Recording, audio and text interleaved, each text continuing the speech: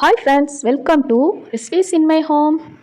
ரொம்ப ஈஸியாகவும் இருக்கும், நல்ல டேஸ்ட்டாகவும் இருக்கும். இந்த ரெசிபி ஒரு முறை ட்ரை பண்ணி பாருங்கள் ஃப்ரெண்ட்ஸ். ரொம்ப சூப்பராக இருந்துச்சு சாப்பிட்றதுக்கு.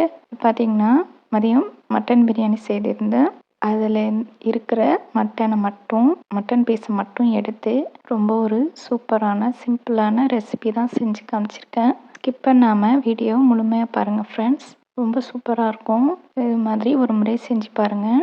பிரேக்ஃபாஸ்ட், டின்னர், சாயந்தர நேரத்தில் ஸ்நாக்ஸ் மாதிரியும் குழந்தைங்களுக்கு செஞ்சு கொடுக்கலாம்.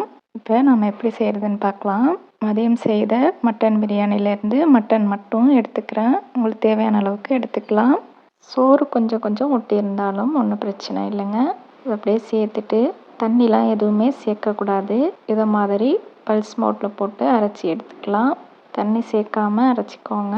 அதிகமாக அரைக்கணுங்கிற வேண்டியதில்லை. இந்த அளவுக்கு அரைச்சிங்கன்னா போதுமானது. இப்போ இதை பவுலில் ட்ரான்ஸ்ஃபர் பண்ணிக்கலாம். அடுத்ததாக பார்த்திங்கன்னா வெங்காயம் பொடியாக நறுக்கி எடுத்துக்கோங்க. 2 மீடியம் சைஸில் பல்லாரி வெங்காயம் பொடியாக நறுக்கியிருக்கேன்.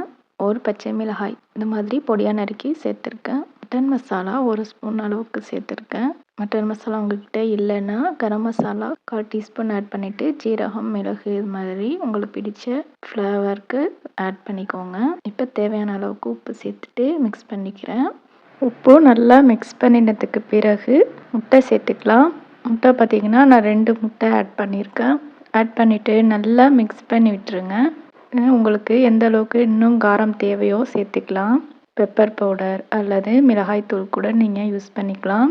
நான் சேர்த்துருக்கிற மட்டன் மசாலையே காரம் இருக்கும். பச்சை மிளகாயும் சேர்க்குறேன், அதனால் இன்னும் அதிகமாக காரம் சேர்க்கலைங்க.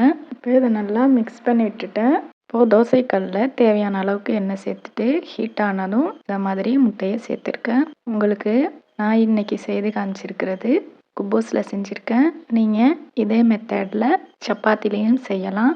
நீங்கள் சைஸ் பார்த்துக்கோங்க, எந்த அளவுக்கு சப்பாத்தியோ அல்லது குப்பூஸோ இருக்கோ அதுக்கு தகுந்தா போல் அந்த அளவுக்கு முட்டையை ஊற்றிக்கலாம். சைடு வெந்ததும் முட்டை திருப்பியாச்சு. இப்போ பக்கத்து அடுப்பில் பார்த்திங்கன்னா குப்பூஸில் செய்கிறதுனால இந்த குப்பூஸை நெருப்பில் நேரடியாக இந்த மாதிரி வாட்டிக்கணும். அதாவது ரொம்ப நேரம் இல்லாமல் இந்த பக்கம் ஒரு 10 செகண்ட், அந்த பக்கம் ஒரு 10 செகண்ட் திருப்பி விட்டு இப்போ இந்த முட்டை மேலே எடுத்து வச்சிட்டேன் பாருங்கள். இதை மாதிரி செஞ்சிங்கன்னா குப்பூஸ் சாஃப்டாக இருக்கும். ரெடிமேட் குப்பூஸ் தான் இது, நான் செய்யலை. இந்த குப்பூஸில் மேலே கறி ஆம்லேட் வச்சுட்டு இதை மாதிரி ரோல் பண்ணி வச்சுருக்கேன். இது மாதிரி குழந்தைங்களுக்கு கொடுத்தீங்கன்னா விரும்பி சாப்பிடுவாங்க. ரொம்ப டேஸ்ட்டாக இருக்கும். ட்ரை பண்ணி பாருங்கள் ஃப்ரெண்ட்ஸ்.